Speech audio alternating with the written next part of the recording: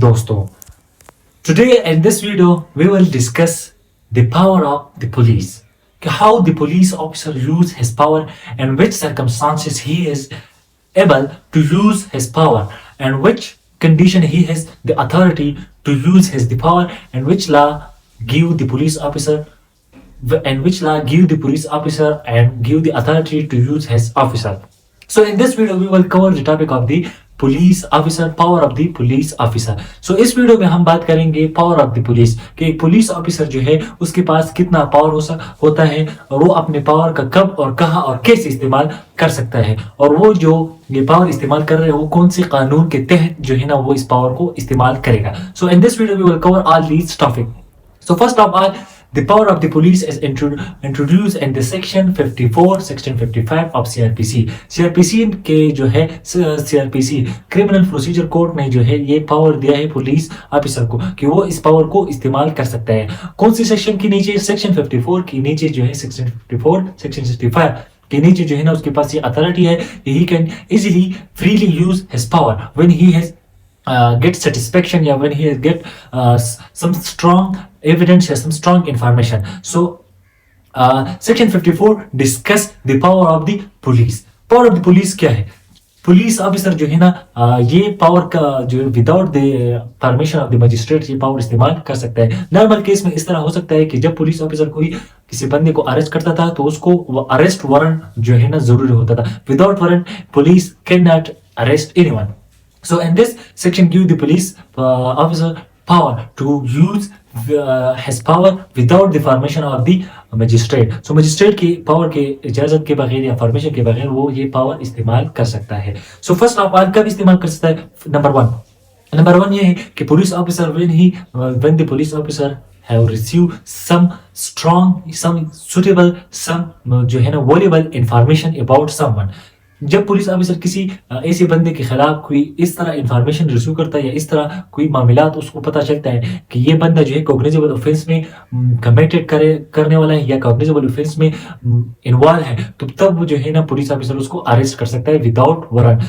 लेकिन याद रखना कि पुलिस ऑफिसर जो है ना ये जो पावर इस्तेमाल करेगा वो सिर्फ जस्ट एंड कॉग्निजेबल ऑफेंस. ठीक है, कॉग्निजेबल में अगर उसको कोई इन्फॉर्मेशन मिलता है या किसी बंदे के खिलाफ कंप्लेंट है या उस पे रीजन टू बिलीव है, अगर उस पे शक है कि ये बंदा जो है ना इस तरह कोई काम कर सकते हैं तो तब भी पुलिस ऑफिसर के पास ये अथॉरिटी है, इख्तियार है कि वो विदाउट वारंट जो है उसको किसी बंदे को अरेस्ट कर सकते हैं. दूसरा कि if a person age in position, एक पर्सन जो है ना वो इस तरह पोजीशन पे है कि उसके पास कोई लॉफुल एक्सक्यूज नहीं है. किस तरह कि अब वो किसी घर पे जो है ना किसी घर की जो ताला है या घर से चोरी कर रहा है और पुलिस ऑफिसर ने उसको पकड़ लिया तो उसके पास कोई लॉफुल एक्सक्यूज नहीं हो, वो इस तरह पोजीशन पे हो कि उसके लॉफुल एक्सक्यूज नहीं है. So burden of proof will be shift on the accuse पे जो है ना बर्डन ऑफ प्रूफ शिफ्ट हो जाएगा कि आप प्रूव करें कि आप यहाँ क्या कर रहे हैं. तो तब इस कंडीशन में भी पुलिस ऑफिसर के पास जो है अथॉरिटी के उस बंदे को अरेस्ट करे. ठीक है, तीसरा क्या है कि जब कोई बंदा ऑफेंडर, प्रोक्लेम ऑफेंडर होता है कि इश्तिहारी बन जाता है या इस सीआरपीसी के कोड के नीचे या जो है ना के सुबह की जो गवर्नमेंट है उसको जो है ना प्रोक्लेम करता है, डिक्लेयर करता है तो तब भी पुलिस ऑफिसर विदाउट वारंट जो है ना उसको अरेस्ट कर सकता है. ठीक है. थर्ड क्या है कि जब कोई बंदा के पास इस तरह हथियार या इस तरह सब्सटेंस मिलता है को उससे ये लगता है कि ये बंदा जो है ना चोरी करने जा रहा है, स्टोलन द प्रॉपर्टी की चोरी करना चाहता है या इस तरह कोई सिचुएशन क्रिएट हो रहा है कि ये बंदा कोई ना कोई चोरी कर रहा है और या कमिटिंग करने की कोशिश कर रहा है तो तब भी पुलिस ऑफिसर उसको पकड़ सकता है. अब एग्जाम्पल इस तरह कि एक बंदा है और रात को जो है ना गाड़ी में कोई इस तरह सामान लेकर जा रहा है कि उससे पता चल कि ये किसी के घर पे छापा मार रहा है तो तब भी पुलिस ऑफिसर उसको अरेस्ट कर सकता है. ठीक है. फिर जो है ना जब कोई पर्सन डिजर्टर होता है, डिजर्टर का क्या मतलब है कि वो किसी मिलिट्री फोर्स से जो है ना वो भगोड़ा हो जाता है तो पुलिस ऑफिसर के पास ये अथॉरिटी है कि उसको अरेस्ट करे. ठीक है. फिफ्थ हमारे पास कौन सा है? फिफ्थ ये है कि जब कोई बंदा obstruct duty of the police officer की ड्यूटी में मुदाखलत कर रहा है या उसको जो है ना उसकी कस्टडी से, लीगल लॉफुल कस्टडी से वो एस्केप हो रहा है, भागने की कोशिश कर रहा है, वो लॉफुल कस्टडी में उससे भागने की कोशिश कर रहा है. ठीक है. सिक्स हमारे पास ये है कि जब कोई बंदा जो है ना उस पे 565 के नीचे जो है ना कन्विक्टेड हो जाता है. ठीक है. तो वो भागने की कोशिश कर रहा है तो पुलिस ऑफिसर उसको पकड़ सकता है. ठीक है, और उसको अरेस्ट कर सकता है। फिर हमारे पास ये आता है कि जब कोई एक्स्ट्राडिशन के बेस पे मतलब ये कि कोई किसी बंदे ने जो है ना बाहर मुल्कों में कोई जुर्म किया है और पाकिस्तान में जुर्म किया और बाहर चला गया है, तो जब वो पाकिस्तान में आएगा तो पुलिस उसको अरेस्ट कर सकता है।